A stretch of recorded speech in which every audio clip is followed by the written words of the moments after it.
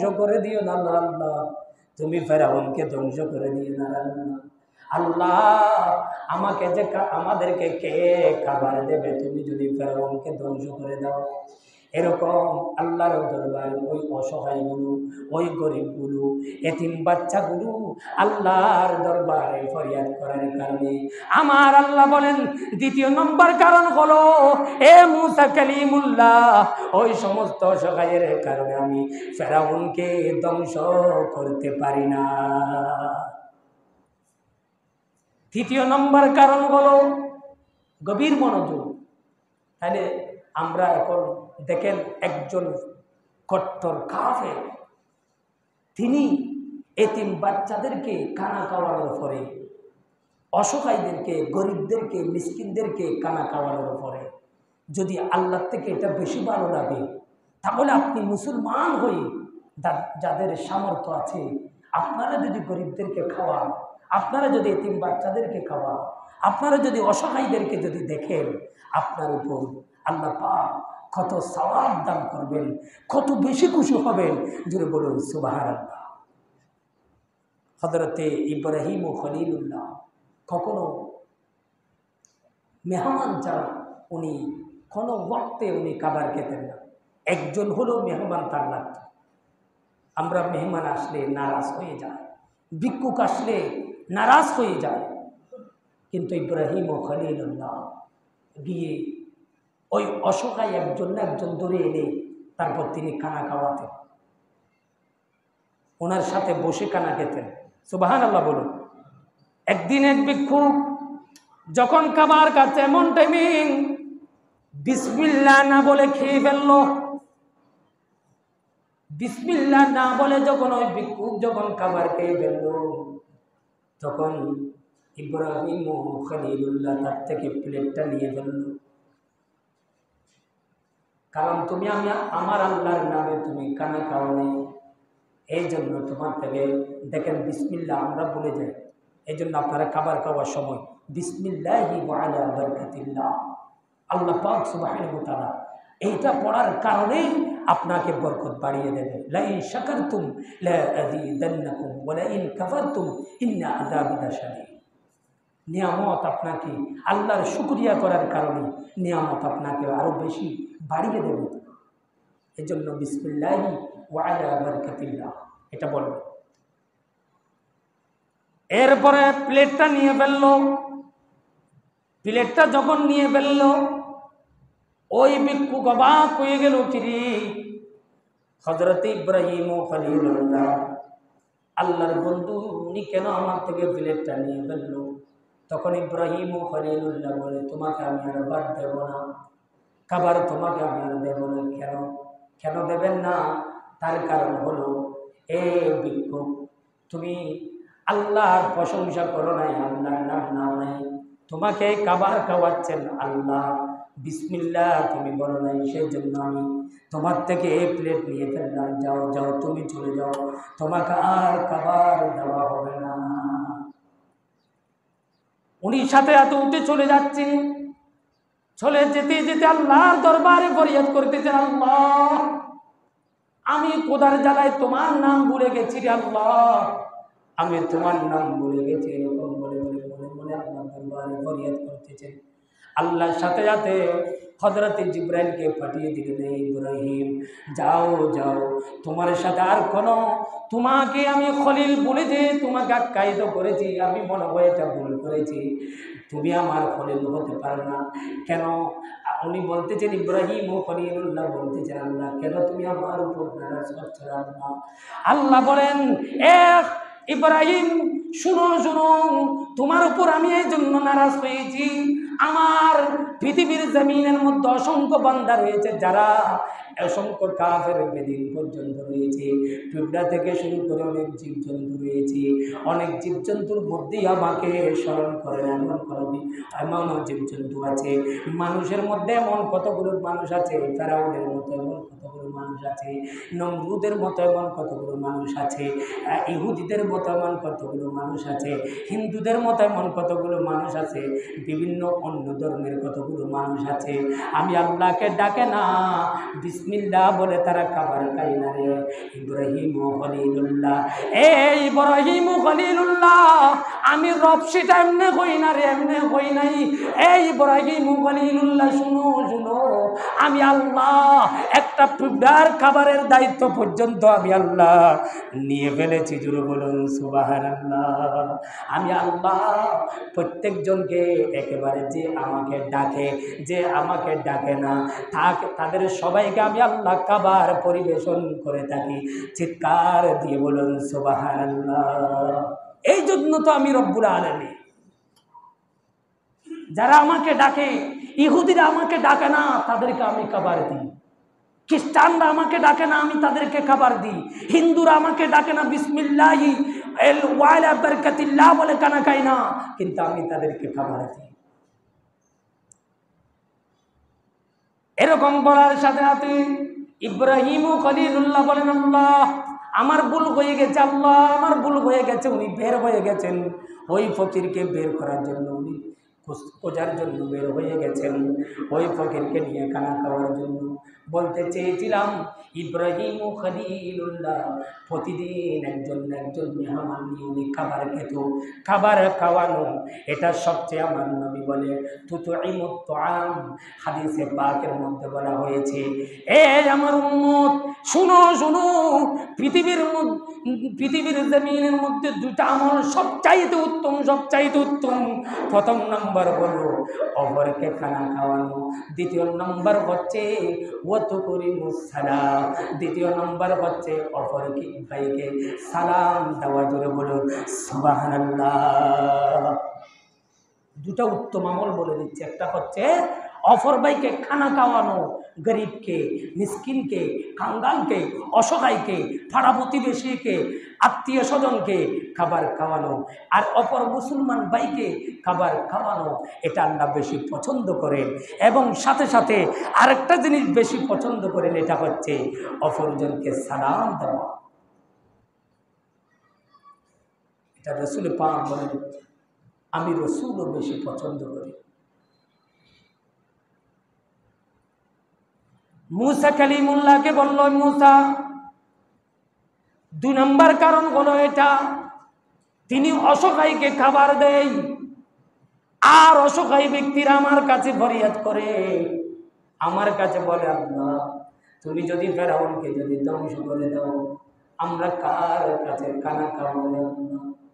ওনার উসিলায় তো আমরা খানা খেতে পারতেছি, তুমি ওকে ধ্বংস করে দিও না। আমার আল্লাহ বলেন, এই জন্য আমি তাকে ধ্বংস করতে পারি না রে মুসা। শোনো শোনো, 3 নম্বর কারণ হলো, এ মুসা, 3 নম্বর কারণ হচ্ছে ওনার একটা বৃদ্ধ মা রয়েছে। কি রয়েছে? বৃদ্ধ মা রয়েছে। মাকে উনি গোসল করাই দেয়, উনি এত বেশি সেবা যত্ন করে, মাকে এত বেশি সেবা যত্ন করে, মাকে খানা খাওয়াই দেয়, মাকে নরম নরম করে উনি খাবার খাওয়াই দেয়। মুসারে 3 নম্বর কারণ হচ্ছে, ওই মা যখন খানা খাওয়াই দেওয়ার পরে, গোসল করে দেওয়ার পরে, তেল মালিশ করে দেওয়ার পরে, ওনাকে যত্ন করার পরে, ওই মা আমি আল্লাহর দরবারে হাত বাড়িয়ে দিয়ে বলে, আল্লাহ আমার ফেরাউনকে তুমি ধ্বংস করে দিও না, আল্লাহ আমার ফেরাউনকে তুমি ধ্বংস করো না, আমি মা আমার সন্তানের জন্য দোয়া করতেছি। এরকম বলে, এই মুসারে মা যদি দোয়া করে, আমি তো বলেছি ওয়াবিল ওয়ালিদাইনি ইহসান, আমি তো বলে দিয়েছি সন্তানকে মা বাবার সাথে সৎ ব্যবহার করার জন্য। মা বাবার সাথে যারা সৎ ব্যবহার করে, মা দোয়া করলে সাথে সাথে আমি আল্লাহ সাথে সাথে দোয়া কবুল করেনি, বন্দুকের গুলি মিস হয়ে যায়। মা বাবা যখন আল্লাহর দরবারে দোয়া করে এটা কখনো মিস হয় না, এটা কখনো পরিবর্তন হয় না। আমি আল্লাহ এটা কবুল করে ফেলি ওই সন্তানের জন্য। মা দোয়া করলে আমি আল্লাহ তাকে আল্লাহর ওলি বানিয়ে নিই, আমি আল্লাহ ওই সন্তানকে বন্ধু বানিয়ে নিই। আপনারা জানেন বাইজিদ বুস্তামি মা দোয়া করার কারণে বাইজিদ বুস্তামি রাদিয়াল্লাহু তাআলা আল্লাহর ওলি হয়ে গেছেন। জোরে বলুন সুবহানাল্লাহ। সন্তান যখন দোয়া করে তখন কি হয়ে যায়? সন্তানের জন্য মা যখন দোয়া করে তখন সন্তান আল্লাহর ওলি হয়ে যায়। এই তিনটি কারণে আমি তাকে ধ্বংস করতে পারি না, কিন্তু আমি ছেড়ে দিই, একেবারে ছাড় দিই না। ছেড়ে দিই, একেবারে ছাড় দিই না। এ বান্দা, তুমি মনে করিও না আমার থেকে তুমি পালিয়ে যেতে পারবে, এরকম মনে করিও না। আমি যদিও বা তিনটি কারণে তোমাকে আমি ছাড় দিচ্ছি, তারপর তোমার মন্দ কাজ তুমি উপার্জন করতে করতে করতে করতে তোমার পাপ এত বেশি তোমার কাছে কি হয়ে গেছে, এত বেশি বোঝা হয়ে গেছে, এমনভাবে তোমাকে পরিবেষ্টন করে ফেলেছে। আমার আল্লাহ বলেন বালা মান কাসাবা সাইয়্যাতান ওয়া আহাতাত বিহি খাতিআতুহু ফাউলাইকা আসহাবুন নার। এই আমার বান্দা, সূরা বাকারা শরীফের 81 নম্বর আয়াতে কারিমার মধ্যে আমার আল্লাহ বলে দিচ্ছে তোমার পাপ এত বেশি তুমি উপার্জন করে ফেলেছ, এত বেশি তুমি উপার্জন করেছ, করতে করতে করতে করতে পাপের একটা সাগর হয়ে গেছে, পাপের একটা পাহাড় হয়ে গেছে। ওই সাগরের মধ্যে ডুবে তুমি ডুবে যাচ্ছ, ওই সাগরের মধ্যে ডুবে যাচ্ছ, যেতে যেতে যেতে যেতে আসহাবুন নার, এটা একেবারে আগুনের পাহাড় হয়ে গেছে, আগুনের সাগর হয়ে গেছে, একেবারে ওটা জাহান্নামের মধ্যে নিক্ষেপ হয়ে গেছে। আমি আল্লাহ ঘোষণা দিয়ে দিলাম হুম ফিহা খালিদুন। ওই বান্দার থেকে আমি মুখ ফিরিয়ে নিতে আমি কি হয়ে গেলাম, বাধ্য হয়ে গেলাম। তখন আমি আল্লাহ ওই ফেরাউনকেও যখন পাপের বোঝা যখন ভারী হয়ে গেল, সাথে সাথে আমার আল্লাহর বরদাস্ত করতে না পেরে আমার আল্লাহ বলেন এ পানি তুমি ধ্বংস করে দাও, ফেরাউনকে এই মুহূর্তে ধ্বংস করে দাও, কারণ তার পাপ এত বেশি বেড়ে গেছে, এত বেশি তাকে পরিবেষ্টন করে ফেলেছে। এই মুহূর্তে তুমি ফেরাউনকে ধ্বংস করে দাও। সুবহানাল্লাহ বলো। ছেড়ে দেই, একেবারে ছাড় দেয় না। সেজন্য আপনি যখন গুনাহ করবেন, অপরাধ যখন করবেন, আমার আল্লাহ বলে বান্দারে তুমি মনে করিও না আমার থেকে দূরে আছো, এরকম মনে করিও না, আমি দেখতেছি না সেটা মনে করিও না রে বান্দা। তুমি আজকে শক্তি আছে, তুমি আরেকজনকে আঘাত করেছো, আরেকজনকে কতল করেছো, আরেকজনকে তুমি এভাবে আঘাত করেছো, কিন্তু আমি আল্লাহ শক্তি কেড়ে নিতে 1 সেকেন্ডের প্রয়োজন হয় না। আমি আল্লাহ বলে দিয়েছি কুল্লু নাফসিন যায়িকাতুল মউত। বান্দারে তুমি মওতকে স্মরণ করো, তুমি মওতকে স্মরণ করো। ফেরাউনের মতো ব্যক্তি পৃথিবীর জমিনের মধ্যে থাকতে পারে নাই, নমরুদের মতো ব্যক্তি পৃথিবীর জমিনের মধ্যে থাকতে পারে নাই, সাদ্দাতের মতো ব্যক্তি পৃথিবীর জমিনের মধ্যে থাকতে পারে নাই। বড় বড় যতগুলো জালেম ছিল, ওই জালেমগুলো পৃথিবীর জমিনের মধ্যে থাকতে পারে নাই। তুমি কিভাবে থাকবে, তুমি কিভাবে থাকবে? তুমি আজকে দুনিয়া নিয়ে মগ্ন আছো রে বান্দা, দুনিয়া থেকে সরে আসো, চলে আসো। কবরকে তুমি কবরে জিয়ারত করো। সেই জন্য বলেন আসসালামু আলাইকুম ইয়া আহলাল কুবুর। কবরে যাওয়ার সময় আপনি কবরবাসীকে সালাম দেবেন, কবরের জিয়ারত করাবেন।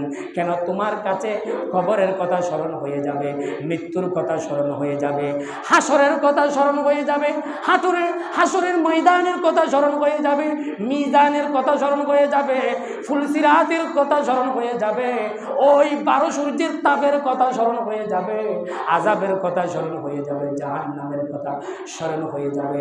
বান্দারে তুমি সেগুলো স্মরণ করো, সেগুলো স্মরণ করো, কারণ আমি আল্লাহ তোমাকে পৃথিবীর জমিনের মধ্যে যখন আমি হায়াত যখন নির্ধারণ করে দিয়েছি, জন্ম যখন নির্ধারণ করে দিয়েছি, সাথে সাথে একটা জিনিস লিপিবদ্ধ করে দিয়েছি কুল্লু নাফসিন যায়িকাতুল মউত। বান্দা তুমি চিরস্থায়ী অবস্থায় কখনো পৃথিবীর জমিনের মধ্যে থাকতে পারবে না।